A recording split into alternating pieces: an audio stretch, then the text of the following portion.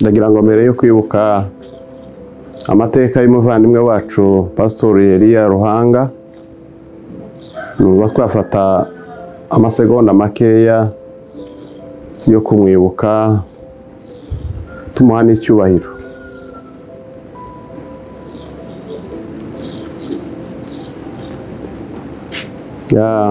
Kuko nari mbivuze ko tubanzirizwa no kumwibuka tumuha icyubahiro. Jewe ugiye gufata iki kiganiro ndi Pastor Mutwa Samsoni. Elia Ruhanga n'umuvandimwe wacu wadusize.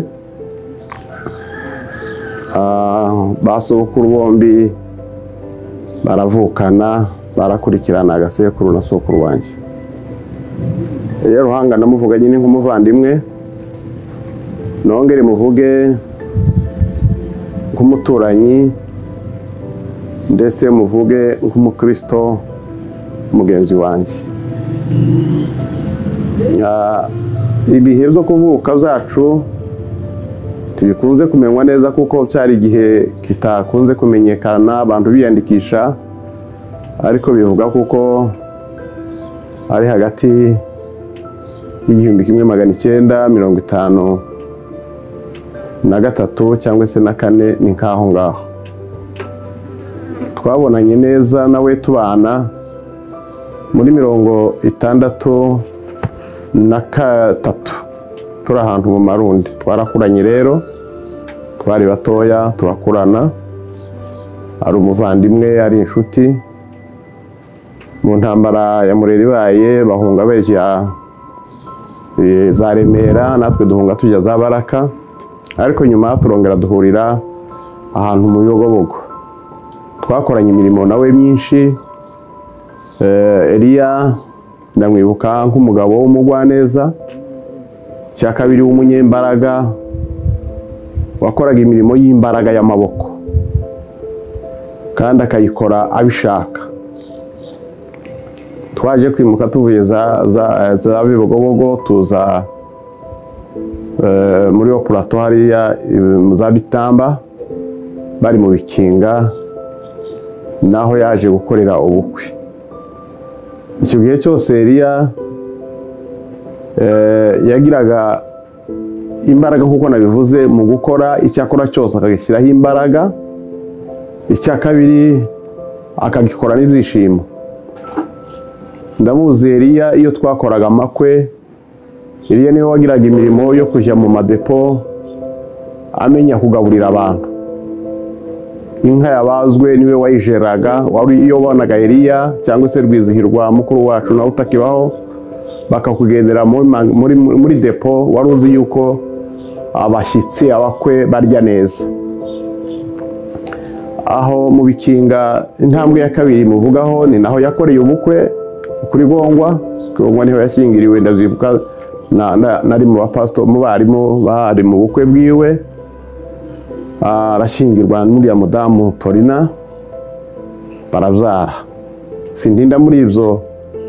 Ikindi kintu Elia yakundaga gukora ni ugusenga. Elia yari umunyamasengesho kandi cyane cyane yabikoreye ahantu mu Bikinga.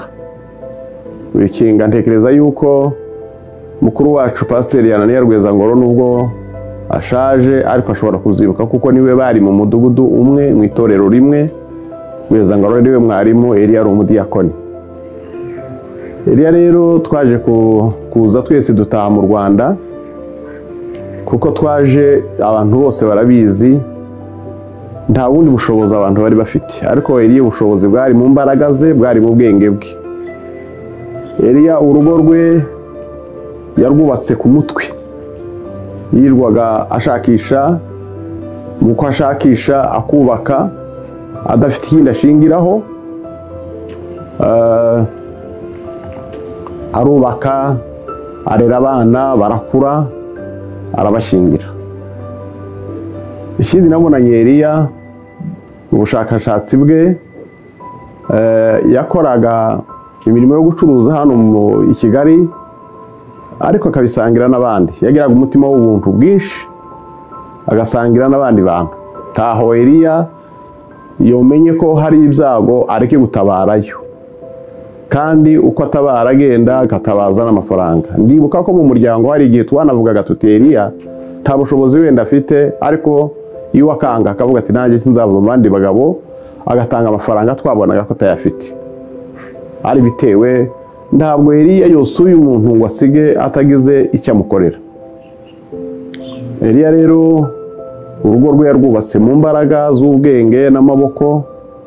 Abana bariga nkuko nari mbivuze, agahagera ku rwego rwo kuba umupasitori kuko yakundaga Imana agasenga cyane. Eliya rero yagiraga umuco w'ishyaka, yagiraga ishyaka ku bantu. Abantu benshi ntibatabara, ariko Eliya agatabara. Ndumva kuvuga ubuzima bwa Eliya ntubusoza bwose, ariko iminsi yabaye yitabye Imana. Yitaba Imana twumvaga akenyutse, ariko turashimira Imana yahasigaye, yahaserutse. Kuzukuri ibyo yakoreye Imana twagiye tubona ibihemba abana be n'umugore we baracyariho, ibahindurira amateka mu buryo busa no guhumza no guhumura. Jewe ku giti cyanjye nzavuga kuko ibyo Eliya yakoze ari byo Imana yituye umuryango we.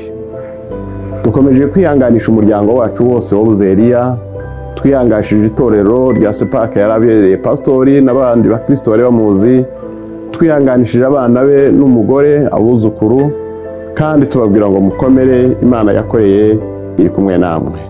Imana y'amahoro imuhe iruhuko ridashira. Amen.